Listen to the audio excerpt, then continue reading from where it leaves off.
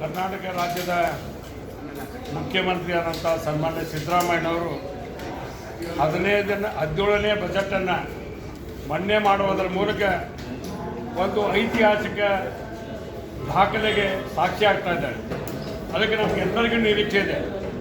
5 ಗ್ಯಾರಂಟಿಗಳನ್ನ ಕೊಡೋದ್ರ ಮೂಲಕ ಯುವಕರಿಗೆ ಉದ್ಯೋಗದಲ್ಲಿ ನೇಮಕಾತಿಯನ್ನು ಮಾಡ್ತೀವಿ ಅನ್ನುವಂಥ ತೀರ್ಮಾನದಲ್ಲಿ ಇವತ್ತು ರಾಜ್ಯದ ಬಜೆಟನ್ನು 10 ದಿನಕ್ಕೆ ಘೋಷಣೆ ಮಾಡ್ತಾರೆ.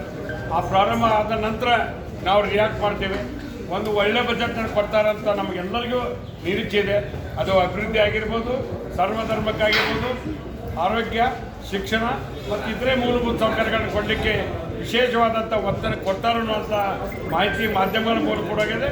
ಆ ಬಜೆಟ್ಟು ಗೌಪ್ಯತೆ ಇರೋದ್ರಿಂದ ಮುಖ್ಯಮಂತ್ರಿಗಳು 10 ದಿನಕ್ಕೆ ಪ್ರಾರಂಭ ಮಾಡಿದ್ರ ಬಗ್ಗೆ ನಾವು ಅದಕ್ಕೆ ರಿಯಾಕ್ಟ್ ಮಾಡ್ಬೋದು.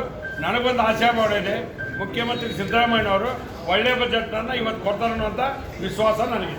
ಸರ್, ಈಗ ವಿಪಕ್ಷದವರೆಲ್ಲ ಸಿದ್ದರಾಮಯ್ಯವ್ರನ್ನ ಸಾಲದ ರಾಮಯ್ಯ ಅಂತ ಟೀಕೆ ಮಾಡ್ತಿದ್ದಾರೆ ಸರ್. ಪ್ರತಿ ಬಜೆಟಲ್ಲೂ ಕೂಡ ಸಾಲ ಬಿಟ್ಟು ಹೋಗ್ತಿದ್ದಾರೆ ಅಂತ. ಒಂದು ವೈಟ್ ಪೇಪರ್ ಹೊರಡಿಸ್ಲಿ ಕೇಂದ್ರ ಸರ್ಕಾರ, ರಾಜ್ಯ ಸರ್ಕಾರ, ಯಾರ ಕಾಲದಲ್ಲಿ ಎಷ್ಟು ಸಾಲ ಆಗಿದೆ ಅದಕ್ಕೆ ಉತ್ತರ ಹೇಳಿ ಅವರು. ಅದನ್ನ ಬಿಡೋದು ಇನ್ನೊಬ್ಬರ ಬಗ್ಗೆ ಟೀಕೆ ಮಾಡಿದಾಗ ಒಂದು ಕೆಲಸ. ಒಂದು ವಿರೋಧ ಪಕ್ಷ ಆಗಿ ಒಳ್ಳೆ ಸಲಹೆಗಳನ್ನ ಕೊಡಲಿ, ಅದನ್ನು ನಾವು ಸ್ವೀಕರಿಸ್ತೇವೆ. ಅದು ಬಿಟ್ಟುಕೊಟ್ಟು ಸಾಲದ ರಾಮಯ್ಯ, ಈ ರಾಮಯ್ಯ, ಮತ್ತು ನೀವೇನು ಮಾಡಿದ್ರಿ?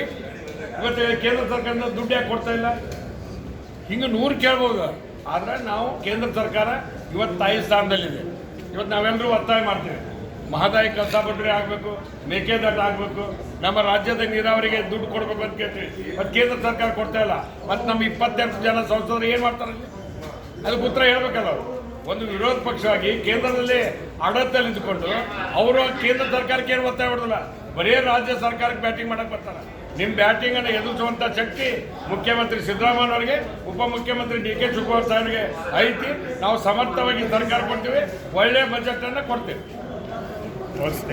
ಕರ್ನಾಟಕ ರಾಜ್ಯದ ಮುಖ್ಯಮಂತ್ರಿಯಾದಂಥ ಸನ್ಮಾನ್ಯ ಸಿದ್ದರಾಮಯ್ಯನವರು 17ನೇ ಬಜೆಟನ್ನು ಮಂಡನೆ ಮಾಡುವುದರ ಮೂಲಕ ಒಂದು ಐತಿಹಾಸಿಕ ದಾಖಲೆಗೆ ಸಾಕ್ಷಿ ಆಗ್ತಾ ಇದ್ದಾರೆ.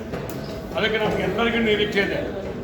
5 ಗ್ಯಾರಂಟಿಗಳನ್ನ ಕೊಡೋದ್ರ ಮೂಲಕ ಯುವಕರಿಗೆ ಉದ್ಯೋಗದಲ್ಲಿ ನೇಮಕಾತಿಯನ್ನು ಮಾಡ್ತೀವಿ ಅನ್ನುವಂಥ ತೀರ್ಮಾನದಲ್ಲಿ ಇವತ್ತು ರಾಜ್ಯದ ಬಜೆಟನ್ನು 10 ದಿನಕ್ಕೆ ಘೋಷಣೆ ಮಾಡ್ತಾರೆ. ಆ ಪ್ರಾರಂಭ ಆದ ನಂತರ ನಾವು ರಿಯಾಕ್ಟ್ ಮಾಡ್ತೇವೆ. ಒಂದು ಒಳ್ಳೆ ಬಜೆಟನ್ನು ಕೊಡ್ತಾರಂತ ನಮಗೆಲ್ಲರಿಗೂ ನಿರೀಕ್ಷೆ ಇದೆ. ಅದು ಅಭಿವೃದ್ಧಿ ಆಗಿರ್ಬೋದು, ಸರ್ವಧರ್ಮಕ್ಕಾಗಿರ್ಬೋದು, ಆರೋಗ್ಯ, ಶಿಕ್ಷಣ ಮತ್ತು ಇತರೆ ಮೂಲಭೂತ ಸೌಕರ್ಯಗಳನ್ನು ಕೊಡಲಿಕ್ಕೆ ವಿಶೇಷವಾದಂಥ ಒತ್ತಡ ಕೊಡ್ತಾರೆ ಅನ್ನುವಂಥ ಮಾಹಿತಿ ಮಾಧ್ಯಮಗಳ ಮೂಲಕ ಕೊಡೋಗಿದೆ. ಆ ಬಜೆಟ್ಟು ಗೌಪ್ಯತೆ ಇರೋದ್ರಿಂದ ಮುಖ್ಯಮಂತ್ರಿಗಳು 10 ದಿನಕ್ಕೆ ಪ್ರಾರಂಭ ಮಾಡಿದ್ರ ಬಗ್ಗೆ ನಾವು ಅದಕ್ಕೆ ರಿಯಾಕ್ಟ್ ಮಾಡ್ಬೋದು. ನನಗೊಂದು ಆಶಾಭಾವ ಇದೆ, ಮುಖ್ಯಮಂತ್ರಿ ಸಿದ್ದರಾಮಯ್ಯನವರು ಒಳ್ಳೆಯ ಬಜೆಟನ್ನು ಇವತ್ತು ಕೊಡ್ತಾರೆ ಅನ್ನುವಂಥ ವಿಶ್ವಾಸ ನನಗೆ. ಸರ್, ಈಗ ವಿಪಕ್ಷದವರೆಲ್ಲ ಸಿದ್ದರಾಮಯ್ಯವ್ರನ್ನ ಸಾಲದ ರಾಮಯ್ಯ ಅಂತ ಟೀಕೆ ಮಾಡ್ತಿದ್ದಾರೆ ಸರ್. ಪ್ರತಿ ಬಜೆಟಲ್ಲೂ ಕೂಡ ಸಾಲ ಬಿಟ್ಟು ಹೋಗ್ತಿದ್ದಾರೆ ಅಂತ. ಒಂದು ವೈಟ್ ಪೇಪರ್ ಹೊರಡಿಸ್ಲಿ ಕೇಂದ್ರ ಸರ್ಕಾರ, ರಾಜ್ಯ ಸರ್ಕಾರ, ಯಾರ ಕಾಲದಲ್ಲಿ ಎಷ್ಟು ಸಾಲ ಆಗಿದೆ ಅದಕ್ಕೆ ಉತ್ತರ ಹೇಳಿ ಅವರು. ಅದನ್ನ ಬಿಡೋದು ಇನ್ನೊಬ್ಬರ ಬಗ್ಗೆ ಟೀಕೆ ಮಾಡಿದಾಗ ಒಂದು ಕೆಲಸ. ಒಂದು ವಿರೋಧ ಪಕ್ಷ ಆಗಿ ಒಳ್ಳೆ ಸಲಹೆಗಳನ್ನ ಕೊಡಲಿ, ಅದನ್ನು ನಾವು ಸ್ವೀಕರಿಸ್ತೇವೆ.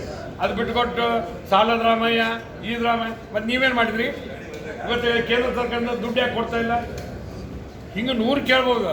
ಆದರೆ ನಾವು ಕೇಂದ್ರ ಸರ್ಕಾರ ಇವತ್ತು ತಾಯಿ ಸ್ಥಾನದಲ್ಲಿದೆ. ಇವತ್ತು ನಾವೆಲ್ಲರೂ ಒತ್ತಾಯ ಮಾಡ್ತೀವಿ, ಮಹದಾಯಿ ಕಸ ಬಡ್ರಿ ಆಗಬೇಕು, ಮೇಕೆದಾಟು ಆಗಬೇಕು, ನಮ್ಮ ರಾಜ್ಯದ ನೀರಾವರಿಗೆ ದುಡ್ಡು ಕೊಡಬೇಕು ಅಂತ ಕೇಳ್ತೀವಿ. ಮತ್ತು ಕೇಂದ್ರ ಸರ್ಕಾರ ಕೊಡ್ತಾ ಇಲ್ಲ. ಮತ್ತು ನಮ್ಮ 28 ಜನ ಸಂಸದರು ಏನು ಮಾಡ್ತಾರೆ? ಅದಕ್ಕೆ ಉತ್ತರ ಹೇಳ್ಬೇಕಲ್ಲ ಅವರು. ಒಂದು ವಿರೋಧ ಪಕ್ಷವಾಗಿ ಕೇಂದ್ರದಲ್ಲಿ ಆಡಳಿತದಲ್ಲಿ ಇದ್ದುಕೊಂಡು ಅವರು ಕೇಂದ್ರ ಸರ್ಕಾರಕ್ಕೆ ಏನು ಒತ್ತಾಯ ಮಾಡೋದಿಲ್ಲ, ಬರೀ ರಾಜ್ಯ ಸರ್ಕಾರಕ್ಕೆ ಬ್ಯಾಟಿಂಗ್ ಮಾಡಕ್ಕೆ ಬರ್ತಾರೆ. ನಿಮ್ಮ ಬ್ಯಾಟಿಂಗನ್ನು ಎದುರಿಸುವಂಥ ಶಕ್ತಿ ಮುಖ್ಯಮಂತ್ರಿ ಸಿದ್ದರಾಮಯ್ಯನವರಿಗೆ, ಉಪಮುಖ್ಯಮಂತ್ರಿ ಡಿ ಕೆ ಶಿವಕುಮಾರ್ ಸಾಹೇಬ್ಗೆ ಐತಿ. ನಾವು ಸಮರ್ಥವಾಗಿ ಸರ್ಕಾರ ಕೊಡ್ತೀವಿ, ಒಳ್ಳೆಯ ಬಜೆಟನ್ನು ಕೊಡ್ತೀವಿ. ಹೆಚ್ಚಿನ ವಿಡಿಯೋಗಳಿಗೆ ಪ್ರತಿಧ್ವನಿ ಯೂಟ್ಯೂಬ್ ಚಾನೆಲ್ ಸಬ್ಸ್ಕ್ರೈಬ್ ಮಾಡಿ, ಬೆಲ್ ಐಕಾನ್ ಕ್ಲಿಕ್ ಮಾಡಿ.